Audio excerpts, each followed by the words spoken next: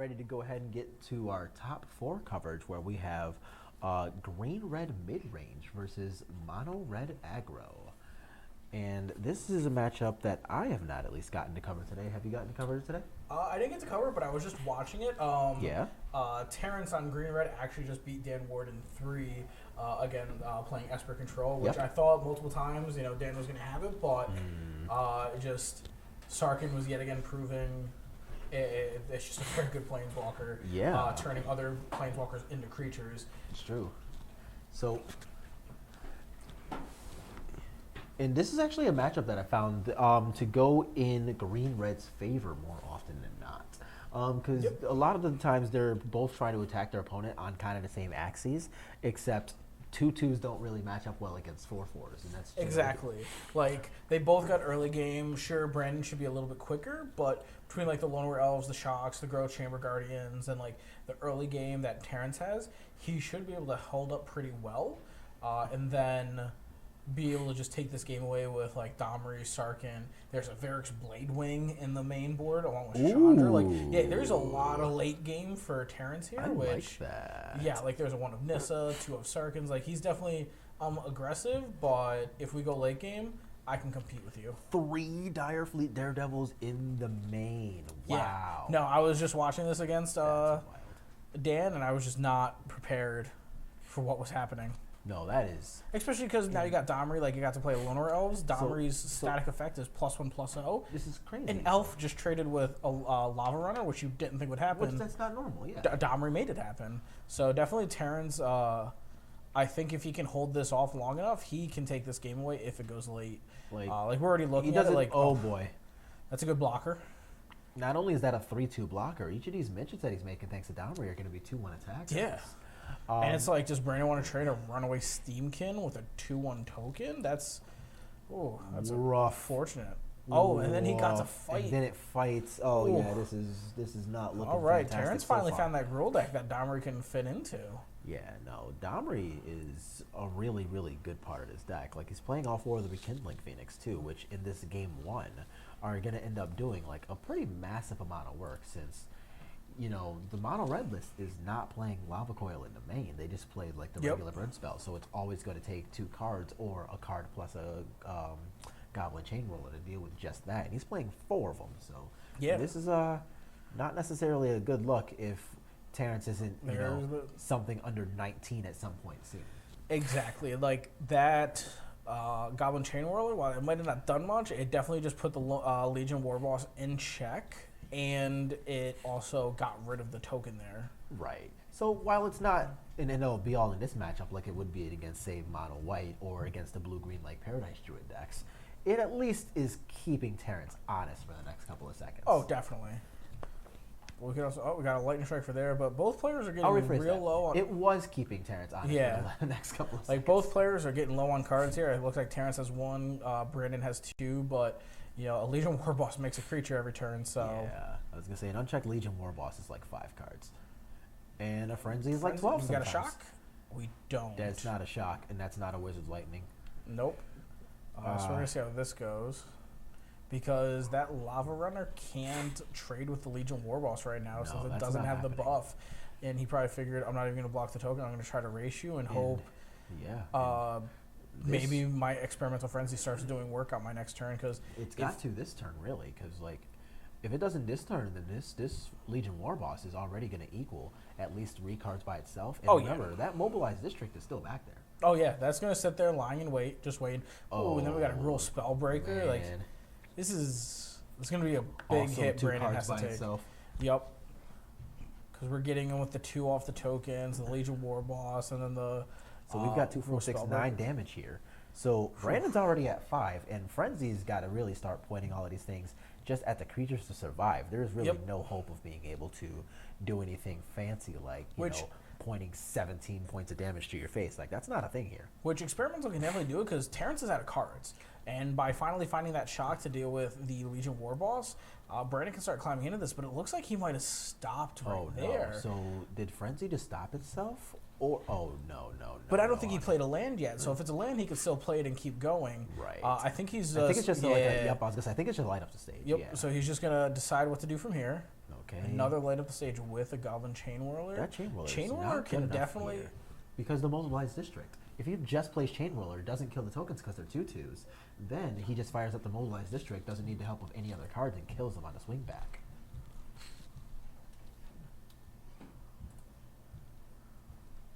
Because it's a 3/3 attack. Yeah, it would be a 3/3. So, but the Chain Whirler can block that. Yeah, but then he's taking at least 7 damage from the other 3 creatures that are currently attacking or able to attack. Because he's not killing the tokens, they're 2/2s. But he got a Lightning Strike to take care of the Gruul Spellbreaker, so there's hopefully a start. Oh, this is looking so good so far. So I think the part I'm missing is if he Chain Whirler there, yeah, how do the goblins live? They're 1/1s. They're 2/2s. They're not 1/1s. Legion Warhorse makes 2/2s? No, but remember the Mentor token.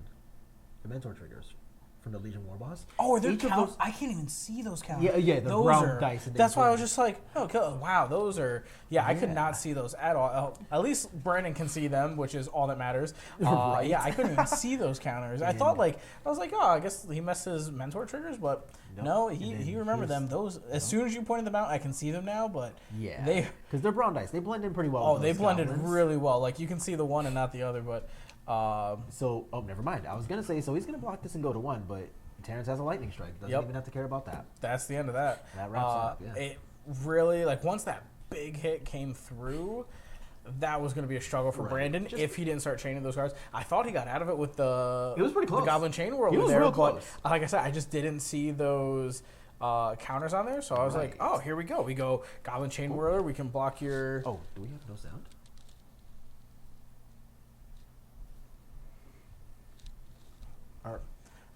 I think we're good. We'll find out. Okay. Someone's got it. Yeah. Just took a look at chat, and chat mentioned that there might not have been sound, so. Okay, thank you. Right. So, obviously, Terrence gets... So, Terrence takes game one in what looks after like getting a big hit. Relatively easy fashion after that giant attack. Yeah, once they all got, all the dust was settled, that Legion Warboss being able to just, pop out guys that Branden can't deal with, and then Legion Warboss making them bigger. Right. Since that Lava Runner couldn't become a 2/2 to trade with the Legion Warboss, it was... No, that was just thing the end going of it. Unchecked was absolutely insane. It just made so many cards by itself. I think, what was it, a total of 4 tokens? Yeah, easily. It was a token traded with a creature, and then 2 more just lived as 2/2s. Exactly. The Cyborgs will definitely get a little interesting. Over on Branden's side, the Tybalts are probably not coming in at all since Terrence isn't going to be gaining in life, and that 1/1 Devil just probably isn't going to do much. The Chandra, if he expects to go late game like this, that Chandra could come in and try to do some work. The Chandra's Triumph. I actively like Chandra Fire Artisan against the green-red decks. Oh, yeah. But Chandra's Triumph might actually be really good here. I think Chandra's Triumph could be real good here, especially because with it being able to deal with creatures or planeswalkers, since Terrence does have the late game of all the planeswalkers, being able to deal with those for just 2 mana, is pretty insane. Yeah, and I don't know if Branden knows how many planeswalkers Terrence happens to be playing, but it's quite a few. Chandra, he definitely saw the Domries. He saw Domri. Yep. And the deck plays Sarkhan and Nissa and his own Chandras. Yep. So there's quite a few planeswalkers to point that at, assuming there's no creatures that he wants to have. If I see the Gruul Spellbreaker and the Domri, I'm just bringing this in because this should be able to kill pretty much everything in Terrence's deck. And then if I somehow get a Sarkhan out of this, then...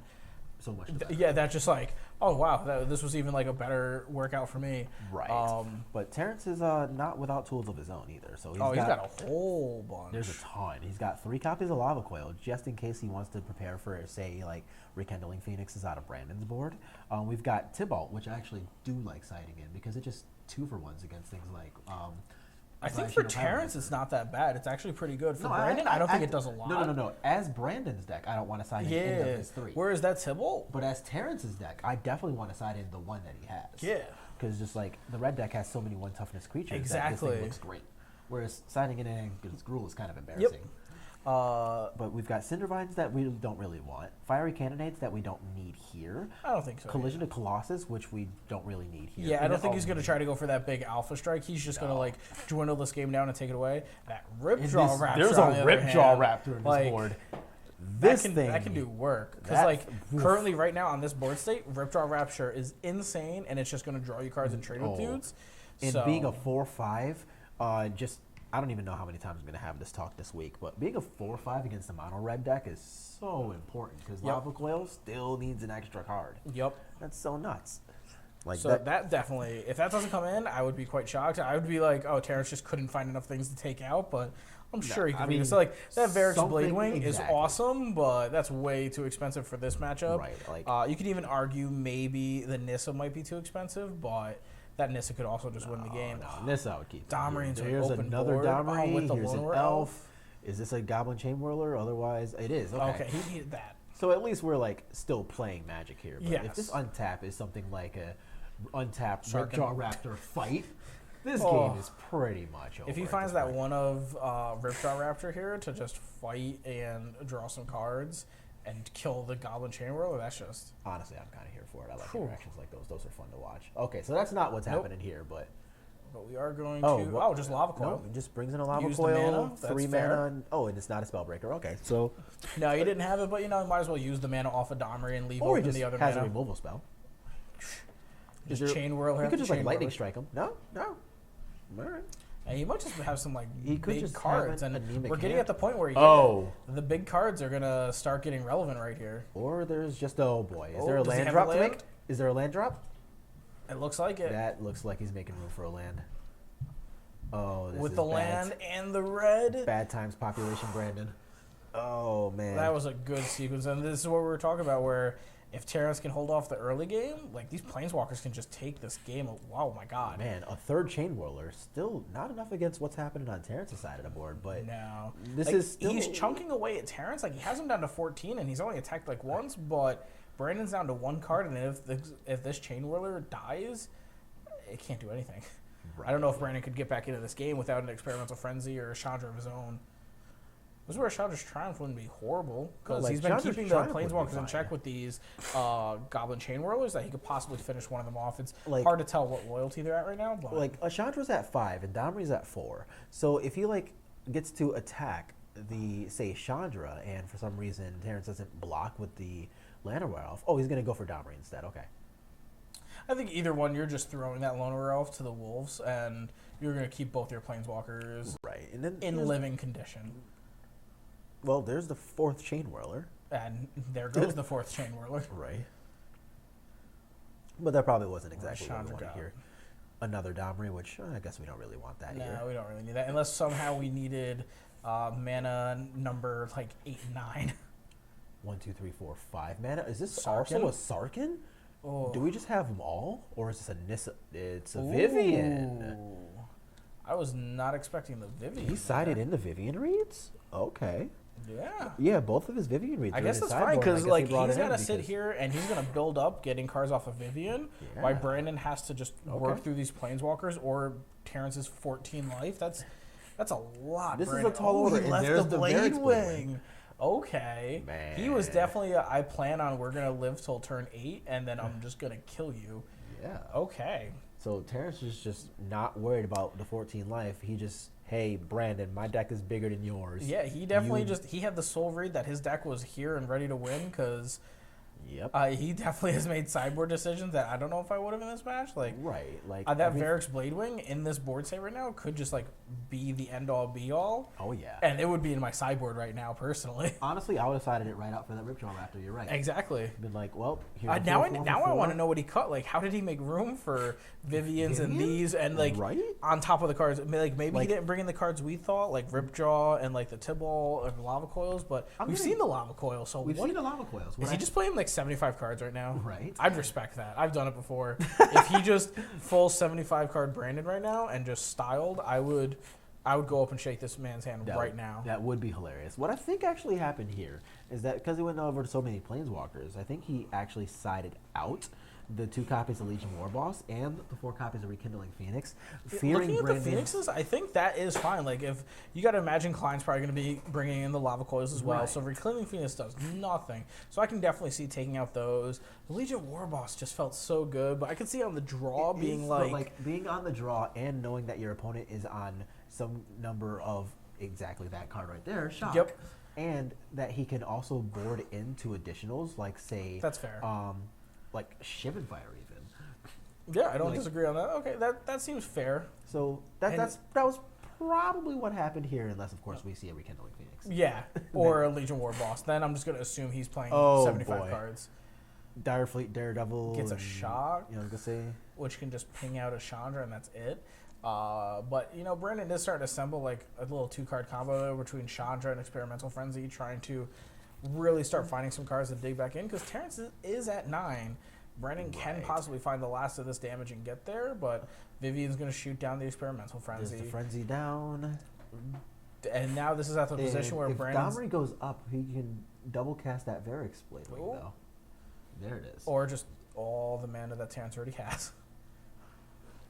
So now he has access to the dragon, and... This is... Oh, and then he fights with the Domri. Yeah, I think, unfortunately, shockingly... Oh, wow. I think Brandon's dead next turn. Yeah. That Chandra's at 7. Yep. And if somehow Terrence finds the Sarkin right here, that's just... I think this is the end of it. He doesn't need anything. He literally just needs to be able to do 4 points with the 7 cards that he draws. Yeah. He's got 8 damage on the table, so that's 11. Chandra's trigger is going to take him down to 4. With how this game's been going for Terrence, I honestly think the Sarkin is on top of his deck, and he's just going to flip the Sarkin, and before it even hits the table, it's still midair. Brandon's going to go, okay, you win. Because, man, this just... Yeah, this is this was like a Terrence flawless is putting victory. On a clinic. Like this is a little rough here for Branden. So I know the latest Mortal Kombat came out, but Terrence is just like fatality. Like flawless victory. I was not prepared. I thought most matchups Branden like this probably would have been his most difficult out of the other ones that are still in the top 4. But Spellbreaker, no little haste guy. Yeah. This is looking fairly rough here. Is he moving? Not even gonna. He must already have the Sarkin. I swear. I feel like why else would you move the cards like that when you have a Gruul Spellbreaker? Here comes the Spellbreaker. Yep. And is it there? Was it on top? Had it the whole time. Oh my god! Had it the whole time. Oh, I think he did just rip it off the top. I think he actually did. Oh my god. With the Gruul Spellbreaker. A wise man once said Hadouken. Oh my god, that's... Man, that was a little rough, Branden. So. That was... Wow. Like, I don't even know if Goku could have just withstood that. That was insane. Like, that just drew everything and... Okay, yeah, just... Wow, untapped, upkeep, I guess Shinku Hadouken. Yeah, I got nothing for that one. That, like...